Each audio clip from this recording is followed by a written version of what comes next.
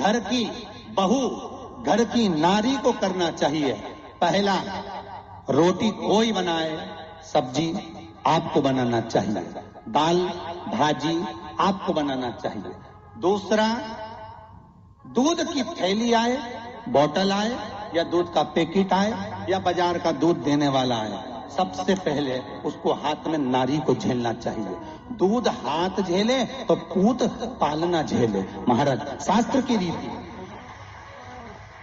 दूध का पात्र अगर गैस पे चढ़ा रहे, आपने पात्र में अगर दूध नहीं लिया, अपने हाथ में दूध नहीं लिया, बोतल दूध की नहीं ली, जो थैली में दूध आया है वो थैली दूध की हाथ में नहीं ली, तो एक काम तो कर सकते हो, दूध को आप तक में रखो, भले बाद में नौकरानी देख ले, भले बाद में दासी देख ले, पर गैस पर, रसोई घर पर, अन्नपूर्णा पर वो दूध चढ़ना चाहिए। हिंदू धर्म की रीति है, आज भी जब घर का नया घर का वास्तु पूजन होता है तो उस घर में गैस जलाकर, चूल्हा जलाकर सबसे पहले दूध उफाना जाता है, उस दूध को तपाया जाता है, जिससे वो दूध उफनता है, गिरता है, और उसका शुभ सूचक देखा जाता है कि किस दिशा में गिरा है।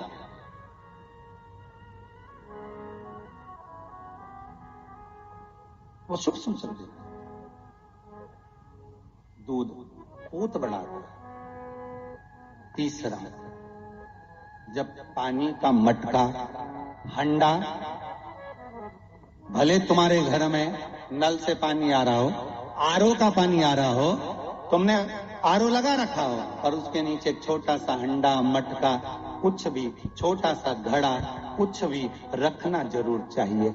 रसोई घर में भले इतना बड़ा हंडा रखो, मटका रखो, घड़ा रखो, कलश रखो, पर रखना जरूर चाहिए। क्यों? उसमें पितरों का स्थान होता है। तो घर में, रसोई घर में कभी परिवार में किचकिच नहीं होती, क्लेश नहीं होता। अगर हंडा भरा हुआ है, हंडा खाली होते होते जब सुबह के समय पर पानी थोड़ा रह जाता है, उस घर में जहां हंडा आधे से ज्यादा खाली हो जाता है, शास्त्र कहता है,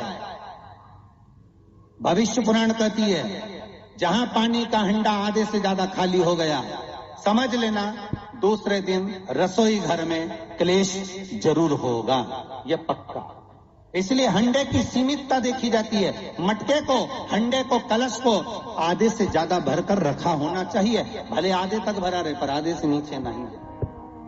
उस घर में हम माताएं पूछती हैं, पंडित जी हमारे घर में बहुत क्लेश है, हमारी बहू सुनती नहीं, बहू के हमारी सास नहीं सुनती। क्लेश हो कहां से रहा? जब तुम लड़की पसंद करके आई, उसका पाँव देख के आई, 25 बार फोटो देखा, अपनी रकम तोड़वा के बहू को सोने की रकम चढ़वा दी, खुद ने अच्छी साड़ी नहीं पहनी, 10-10 हजार का सूट चढ़ा दिया, चुन्नी बेस, डब्बा दिया तैयार होने का, चप्पल दी नाप की, चूड़ी का नाप मंगवाया, इतना प्रेम, और घर पे आके जगदम्बा हो गई। कारण क्या है? इतना क्लेश कहां से आ गया? जब तुमने पसंद करी, तुमने देखी, लड़की वालों ने यहाँ देखा, लड़के वालों ने वहां देखा, जब एक दूसरे को देख के सब बात हुई है, संबंध हुआ, रात भर बात चली, फिर क्या हो गया? यहाँ तो रोज फोन लगाती थी, मम्मी ये वाली साड़ी तैयार कर लो। हाँ बेटा कर ले, ऐसी बात सास और बहू में चले। चूड़ी का नाप भेज दीजिए, चोली का नाप भेज देना, और मैंने डब्बा तैयार कर लिया, मैंने वीडियो कॉल में दिखाया, देख ले यही है, चप्पल भी लिए, ये भी लिया, चोटी भी ली, गजरा भी लिया, दुनिया का सामान लिया, शादी करी ने 2-3 लाख रुपए तो गार्डन में खर्च कर दिए, ने लोगों के खूब चटाया, 2-3 लाख रुपए खाने में खर्च कर दिए, गिफ्ट भी दिया मेहमानों को। जब इतना खर्च करा, इतनी जोरदार बातचीत थी, फिर आखिर 1-2 साल में ऐसा क्या हो जाए कि ये जगदम्बा ने ये कात्यायनी हो जाए? कारण क्या है? वो कारण तो ढूंढो।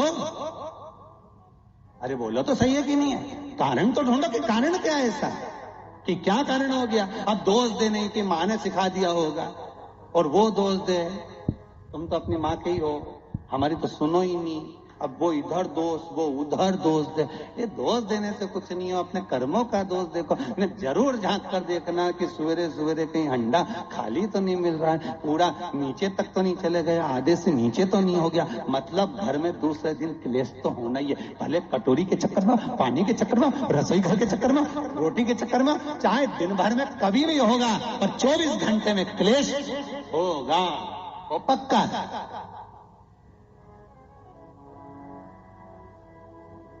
थोड़ा भरा, क्यों भर कर रखा जाता है मटका, क्यों भर कर रखते हैं हंडा? क्यों कहा जाता है कि जिस समय वास्तु पूजन होता है, पितरों के लिए पूजन करी जाती है, तो हंडा भरा जाता है, नया कोरा मटका, नया हंडा वास्तु पूजन में भरा जाता है। क्यों? और जब पंडित जी सिर पे मंगवाते हैं, नारी भर कर लाती है, गृह प्रवेश होता है, भरा हुआ मटका, खाली नहीं, भरा।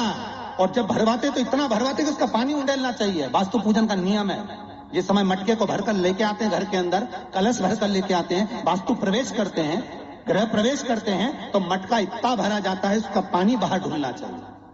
और जब लेकर आए तो झलकता हुआ पानी होना चाहिए। नारियल रखे, आम का पत्ता रखे तो पानी गिरता रहे। पर माताएं तो अपने फैशन में नहीं, डेंटिंग पेंटिंग कराए तो पानी गिर जाए तो वही नाराज हो जाए। बेचारा पंडित जी की हालत खराब कि तुमने इतना पानी क्यों भरा, कम नहीं भर सकता था हमारा पूरा।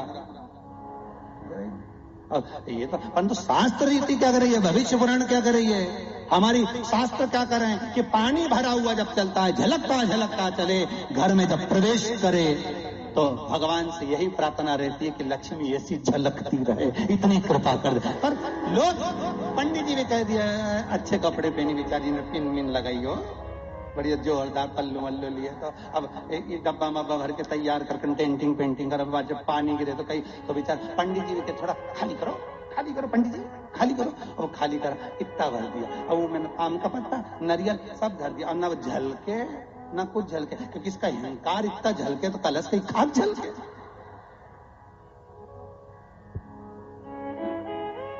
ये तो गृह प्रवेश कर रही तो अपने आप को ऐसी समझ रही कि हमारा बराबर कोई नहीं बनाया, ऐसी। और ऊपर से फोटो खींचना, अभी इसका अहंकार इतना झलके तो कलश के खाक झलके।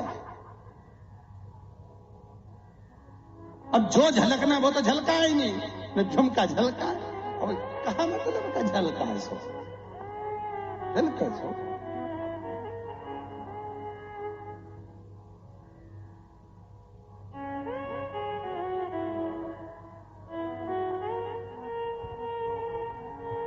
अब पंडित जी से कह रही, हमने तो वास्तु पूजन भी अच्छा कराया था, नहीं में नाग नागिन का जोड़ा भी धराया था, जब बना, जब सब कुछ करा, मकान भी अच्छा है। और कोई कह दिया कि मकान कभी पूरा नहीं हुआ। दिक्कत ये हो गई कि वो जो करना है वो तो कर ही नहीं पाए न, बस वो जो झलकाना था वो नहीं झलकाना, दूसरी चीज झलक गई है। अब कहीं